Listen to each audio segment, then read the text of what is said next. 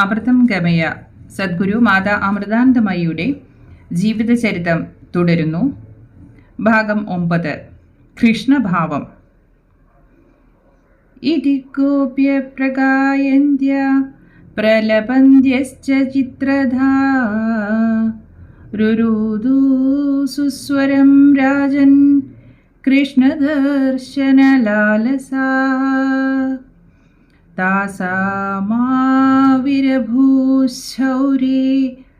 സ്മയമാനമുഖാംബുജഃ പീതാംബരധരാസൃഗ്വി സാക്ഷാത് മന്മഥമന്മഥഃ.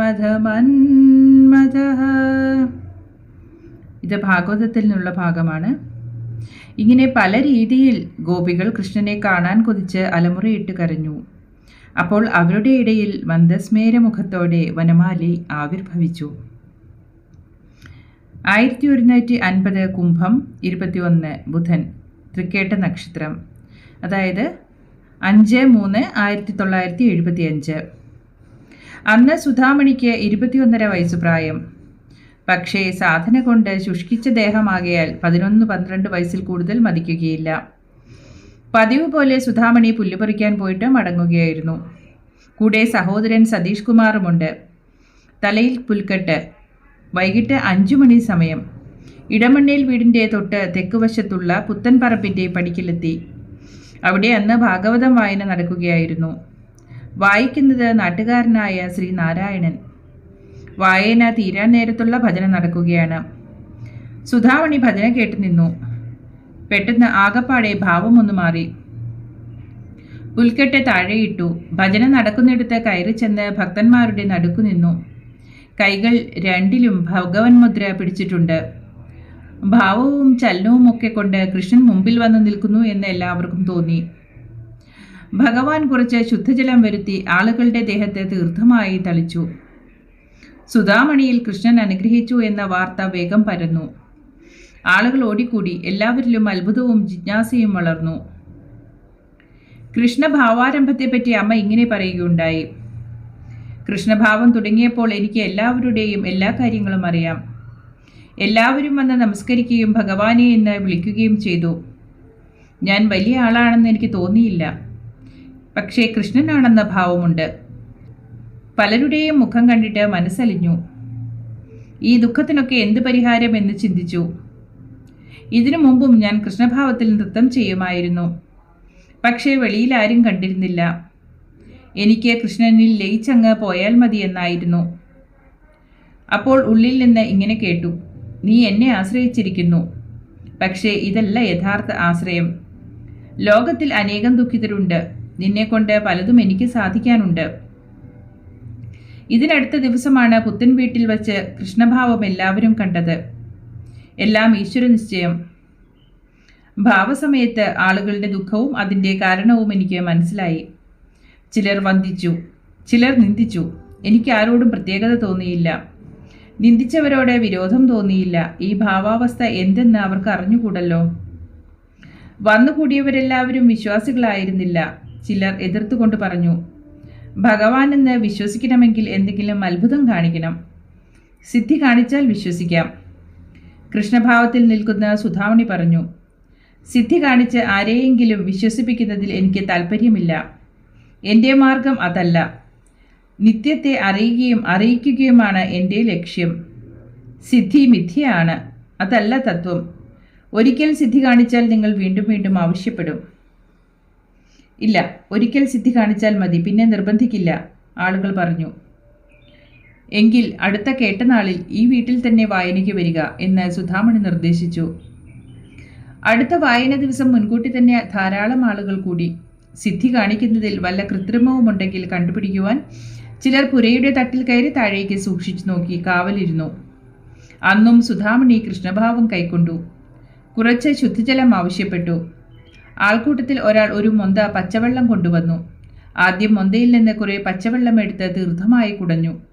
പിന്നെ സുധാമണി ഒരു സംശയാലുവിനെ കൊണ്ട് മൊന്തയിൽ കൈ തൊടുവിച്ചിട്ട് പ്രസാദം നൽകിയപ്പോൾ തനിപ്പാൽ. വീണ്ടും വേറൊരാളെ കൊണ്ട് മൊന്തയിൽ കൈ തൊടുവിച്ച ശേഷം മൊന്ത കൈമാറി. മൊന്ത നിറയെ ഒന്നാന്തരം പഞ്ചാമൃതം. നല്ല വാസന. ഭഗവാൻ അവരുടെ സങ്കല്പം സാധിച്ചു കൊടുത്തു എന്ന് ബോധ്യപ്പെടുത്തുവാനാണ് സ്വയം പാത്രത്തിൽ തൊടാതെ ആളുകളെ കൊണ്ട് തന്നെ തൊഴിവിച്ചത്. അവിടെ കൂടി നിന്ന അനേകം പേർക്ക് വാരി കൊടുത്തിട്ടും ആ കൊച്ചുമന്തയിൽ വീണ്ടും പഞ്ചാമൃതം അവശേഷിച്ചു. പടിഞ്ഞാറ് കടൽ തീരത്തുള്ള ആൽത്തറയിൽ കുറച്ചു പേർ ഇരുന്നിരുന്നു. അവർക്കും പ്രസാദം കൊണ്ടുചെന്ന് കൊടുത്തു. എത്ര വിളമ്പിയിട്ടും പാത്രത്തിൽ പഞ്ചാമൃതം അവശേഷിച്ചു. അത്ഭുതകരമായ രീതിയിൽ പഞ്ചാമൃതമുണ്ടായത് അനേകം പേർ നേരിൽ കണ്ടു. അവരെല്ലാം സുധാമണിയുടെ ദിവ്യത്വത്തിൽ വിശ്വസിച്ചു. കുറേ ദിവസത്തേക്ക് ആ പഞ്ചാമൃതത്തിന്റെ മണം കൈകളിൽ നിന്നതിനാൽ പഞ്ചാമൃതം എടുത്തത് കൺകെട്ടൊന്നുമല്ല എന്ന് എല്ലാവർക്കും ബോധ്യമായി. ചിലർ ദുഃഖനിവൃത്തിക്ക് അപേക്ഷിച്ചപ്പോൾ കർപ്പൂരം കത്തിച്ച് നാവിലിടാൻ കൃഷ്ണഭാവത്തിൽ സുധാമണി നിർദ്ദേശിച്ചു. സങ്കടപരിഹാരത്തിന്റെ സങ്കല്പത്തോടെ പലരും കർപ്പൂരം കത്തിച്ച് കുഞ്ഞിന്റെ നാവിലേക്കിട്ടു. നീട്ടിയ നാക്കിൽ കത്തിനിന്ന കർപ്പൂരം അഗ്നിയോടെ വിഴുങ്ങുകയും ചെയ്തു. ഭാവം തീർന്നപ്പോൾ വായിൽ ഒട്ടും പൊള്ളൽ കാണപ്പെട്ടില്ല. സുധാമണിയിൽ കൃഷ്ണന്റെ അനുഗ്രഹം യഥാർത്ഥമാണെന്ന് ബോധ്യമാകാൻ ഇതും സഹായിച്ചു. വാർത്ത വളരെ വേഗം പരന്നു. കൃഷ്ണഭാവം കാണാൻ വളരെ ദൂരെ ദിക്കുകളിൽ നിന്ന് പോലും ആളുകൾ വരാൻ തുടങ്ങി.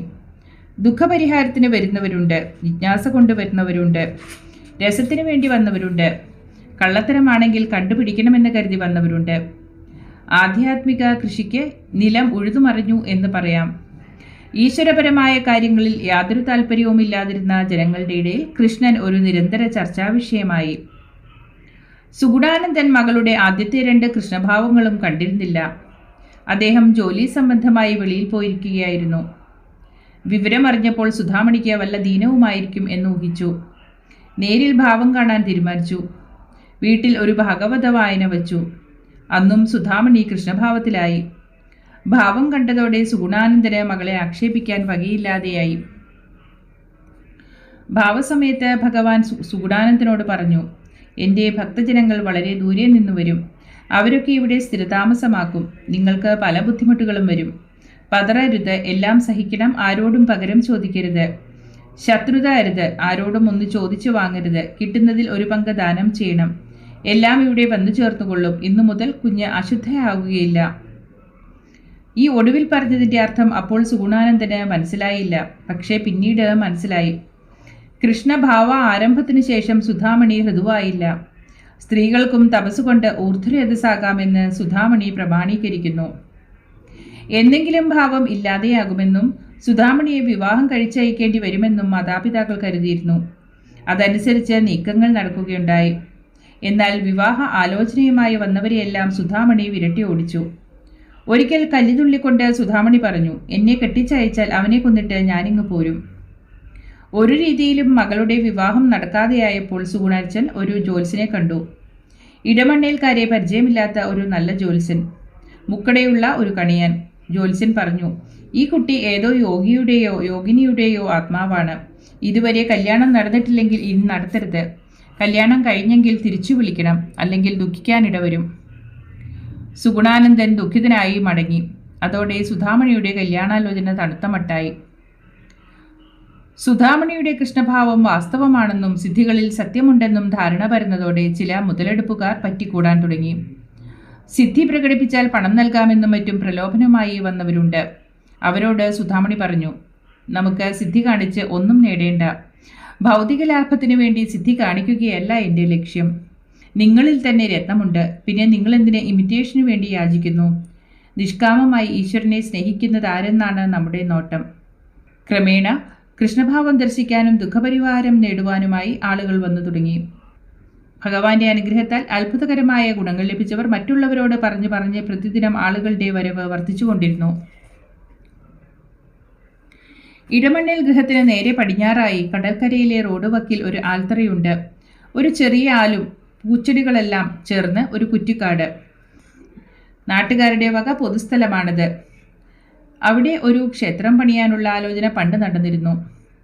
അതിൻ്റെ തുടക്കമായി കുറെ ചെറുപ്പക്കാർ ചേർന്ന് ആലുവച്ച് വിളക്ക് വച്ചു. അവിടെ ക്ഷേത്രം വരുവാൻ സുഗുണാനന്ദനും ഉത്സാഹിച്ചു. സുഗുണാനന്ദൻ്റെ വൃദ്ധമാതാവായ മാധവി അവിടെ നിത്യവും വിളക്ക് വയ്ക്കുകയും നാമം ജപിക്കുകയും ചെയ്തിരുന്നു. സുധാമണിയും കൂടെ പോകുമായിരുന്നു. ആൽത്തറയ്ക്കിൽ ഒരു ചെറിയ ഓലപ്പൊരി ഉണ്ടാക്കി കൃഷ്ണൻ്റെയും കാളിയുടെയും പടം വച്ചു. ഭാവദർശനം ഈ ഭാവദർശനം ആരംഭത്തിൽ ഈ ആൽത്തറയിൽ പതിവായി. പൊതുസ്ഥലമാകിയാൽ ആളുകൾക്ക് കൂടാൻ സൗകര്യമാണ്. കൃഷ്ണഭാവ സമയത്ത് സുധാമണി ഈർക്കുരു പോലെയുള്ള ഒരു ചെറിയ ആലിൻ കൊമ്പിൽ അനന്തശയനം കിടക്കുന്നത് അത്ഭുതകരമായ ഒരു കാഴ്ചയായിരുന്നു. അല്ലെങ്കിൽ അത്രയും ചെറിയ ഒരു ആലിൽ ആർക്കും കയറാൻ സാധ്യമല്ല.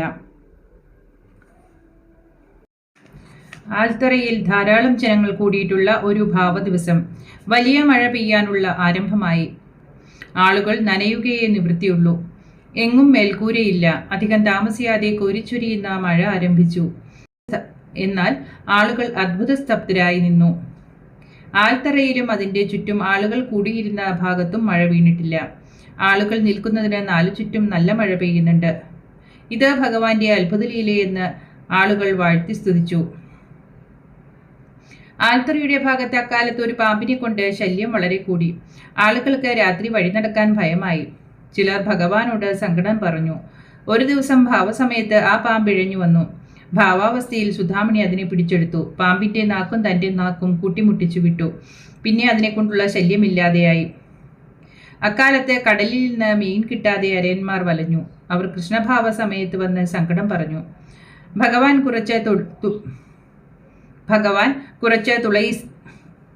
കുറച്ച് തുളസിയില കൊടുത്തിട്ട് അത് കടലിലിടാൻ നിർദ്ദേശിച്ചു. എന്തുകൊണ്ടോ അവർ അങ്ങനെ ചെയ്യാതെ വീണ്ടും പരാതിയുമായി വന്നു.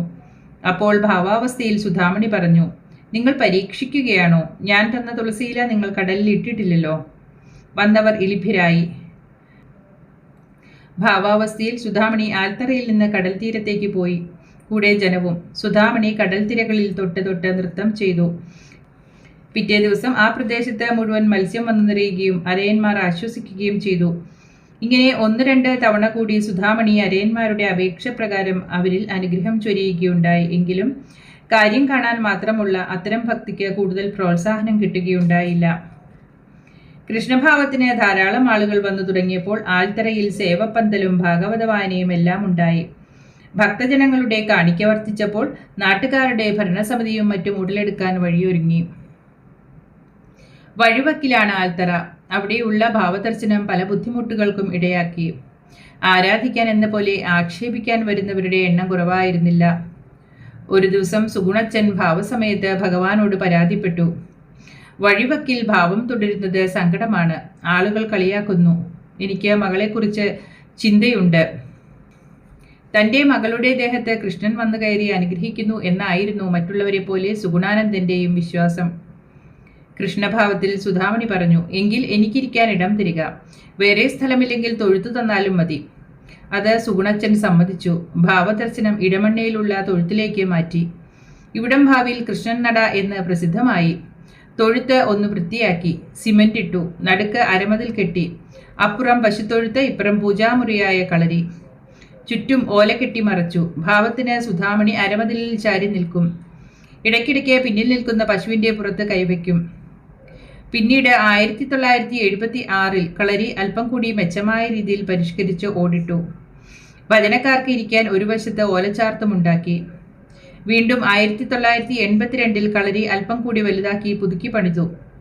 പൂജാമുറിക്ക് മുന്നിൽ 10-20 പേർക്ക് ഇരുന്ന് ഭജന പാടാവുന്ന ഒരു തളവുമുണ്ടാക്കി. ഈ കളരി മണ്ഡപത്തിന് മുന്നിൽ ഒരു കൃഷ്ണപ്രതിമയും സ്ഥാപിച്ചു. കളരിയിലേക്ക് ആവശ്യമുള്ള മാല കെട്ടുന്ന ജോലി സുഗുണാനന്ദന്റെ വൃദ്ധമാതാവ് മാധവി സ്വയം ഏറ്റെടുത്തു. ഭാവദർശനം ആൽത്തറയിൽ നിന്ന് ഇടമണ്ണയിലേക്ക് മാറ്റിയത് ചില പ്രശ്നങ്ങൾ സൃഷ്ടിച്ചു. നാട്ടുപ്രമാണിമാർക്ക് കിട്ടിയിരുന്ന പ്രമാണിത്വവും ആദായവും നഷ്ടമായപ്പോൾ അവർ എതിരായി.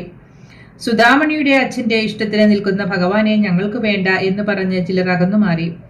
ഭജനക്കാർ 2 സെറ്റായി. ഒരു കൂട്ടർ പിണങ്ങി മാറി. മറ്റേ കൂട്ടർ ഇടമണ്ണയിൽ പാടാനെത്തി. ഭജനക്കാരുടെ കക്ഷി പിടിച്ച് ചിലർ വഴക്കിനു വന്നു.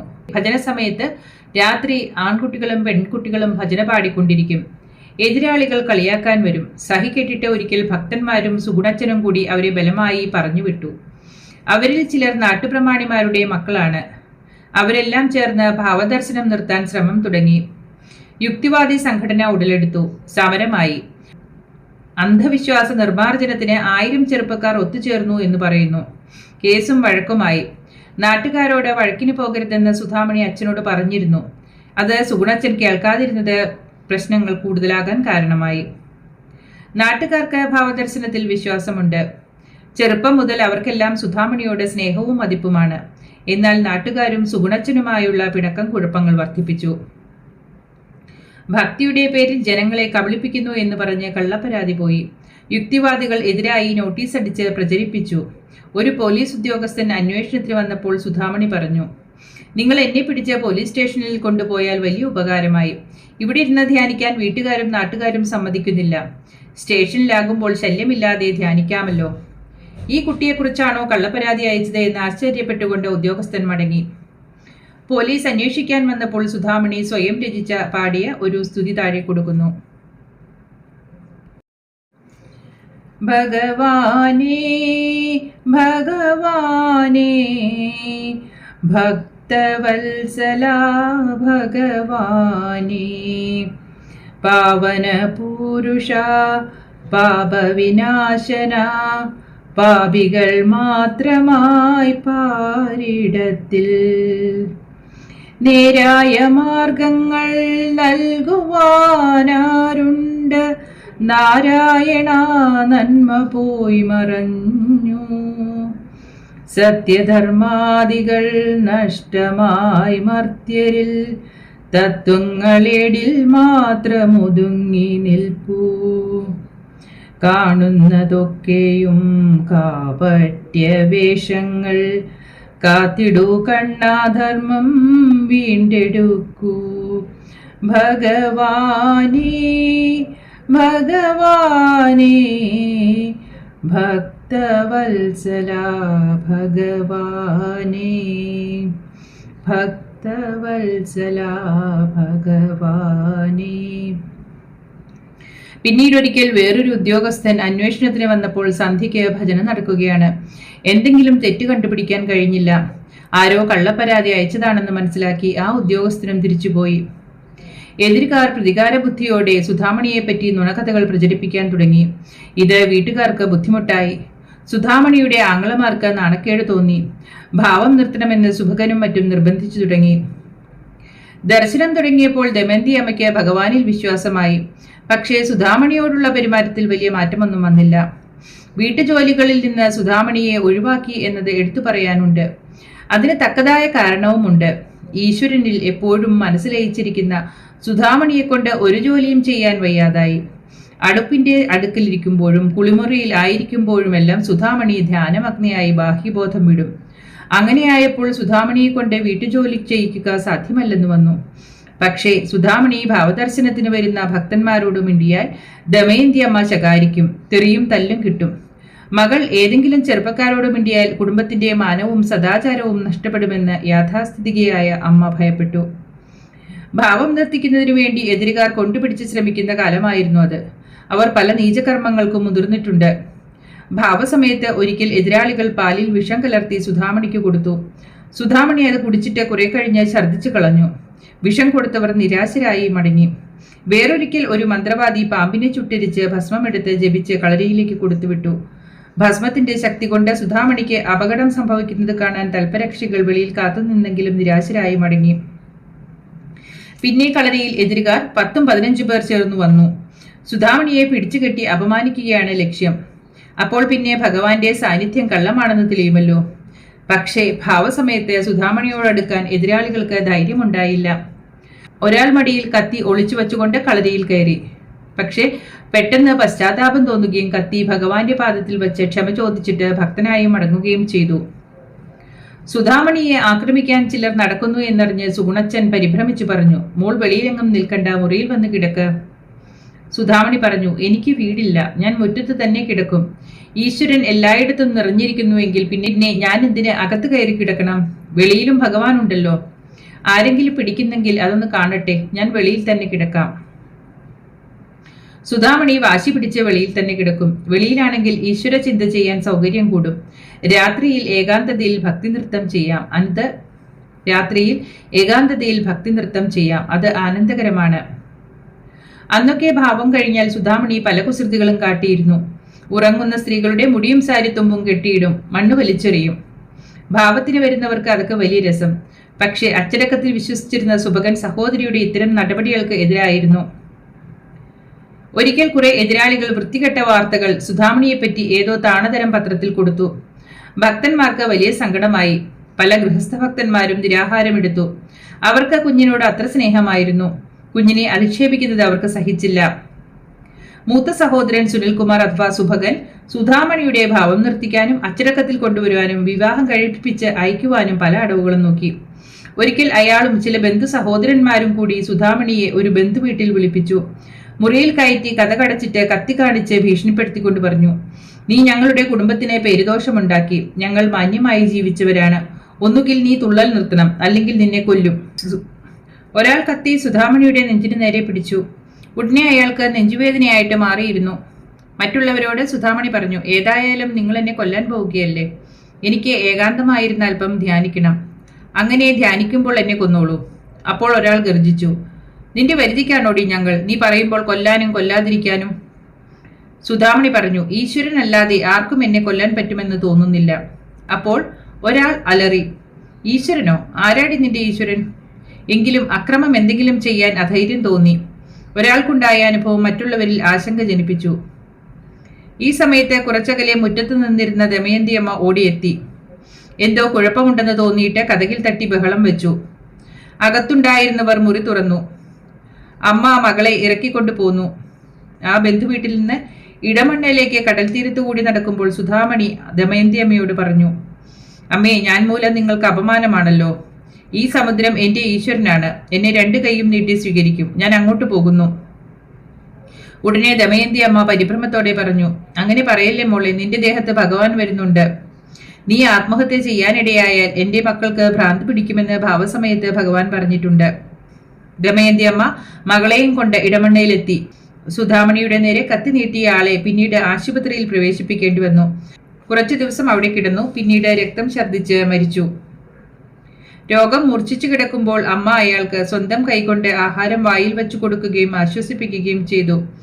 അമ്മയുടെ കാരുണ്യവും സ്നേഹവും കണ്ട് അയാൾ കരഞ്ഞുപോയി. ചെയ്ത തെറ്റിന് പശ്ചാത്തപിക്കുകയും ചെയ്തു. അയാൾക്ക് ദോഷം വരാൻ അമ്മ ചിന്തിച്ചില്ല. അയാൾ തന്റെ കർമ്മഫലം അനുഭവിക്കുക മാത്രമാണ് ചെയ്തത്. ഇതൊരിക്കൽ അമ്മ മറ്റൊരു രീതിയിൽ വിശദമാക്കി. മനുഷ്യർ അമ്മയെ സ്നേഹിക്കുന്നു. അതുപോലെ അമ്മയെ സ്നേഹമുള്ള അനേകം സൂക്ഷ്മജീവികൾ അമ്മയോടൊപ്പമുണ്ട്. ആരെങ്കിലും അമ്മയെ ദ്രോഹിക്കാൻ മുതിർന്നാൽ അമ്മ നിശ്ചിന്തയായിട്ടിരിക്കും. പക്ഷേ ആ സൂക്ഷ്മജീവികൾ കോപിച്ച് പ്രതികാരം ചെയ്യും.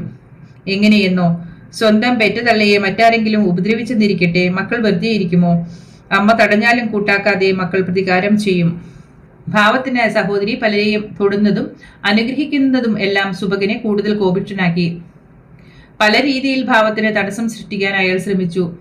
ഒരു ദിവസം കളരിയിൽ ദീപം കത്തിച്ചു വച്ചിരുന്ന ഒരേ ഒരു വിളക്ക് സുഭകൻ തല്ലി പൊട്ടിച്ചു.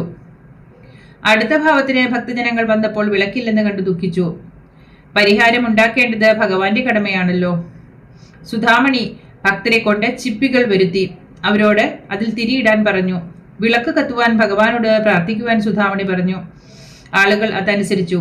ആശ്ചര്യമെന്ന് പറയട്ടെ, ചിപ്പി വിളക്കുകൾ എണ്ണയില്ലാതെ നിന്ന് കത്തി. ഭാവം തീരുന്നതുവരെയും അവ അണഞ്ഞില്ല.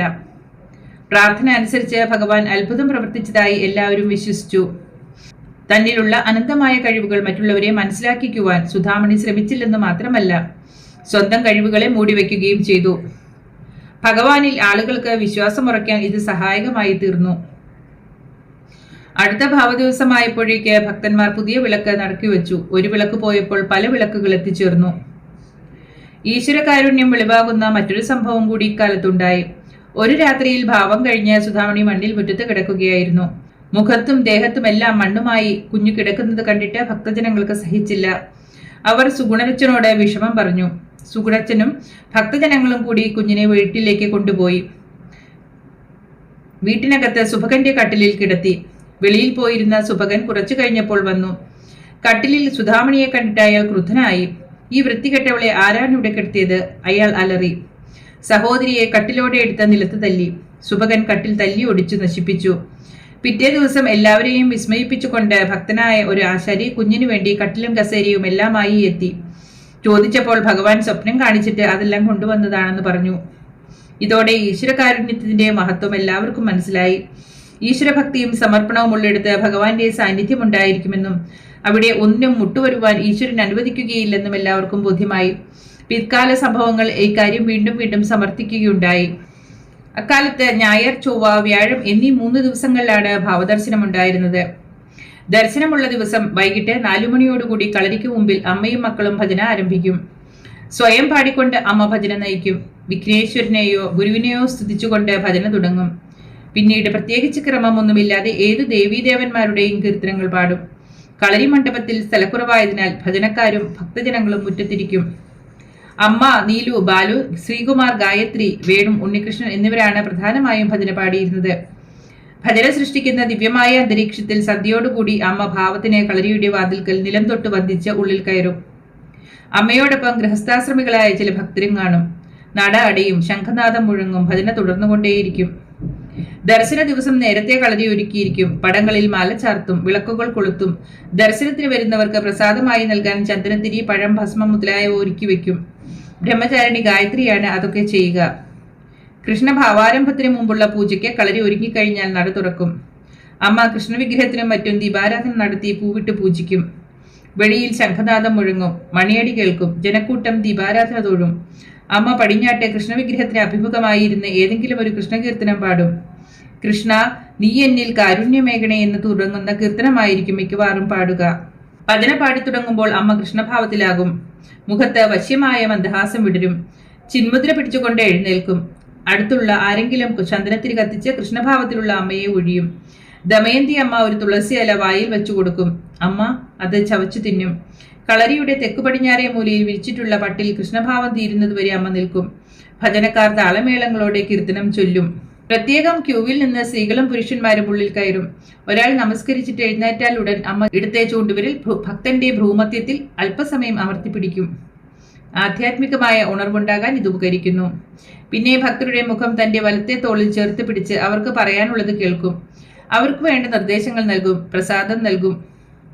ദുഃഖവുമായി ചെല്ലുന്നവർ ആശ്വാസത്തോടെ മടങ്ങും. കൃഷ്ണഭാവം കഴിയുമ്പോൾ പലപ്പോഴും അർദ്ധരാത്രി കഴിയും.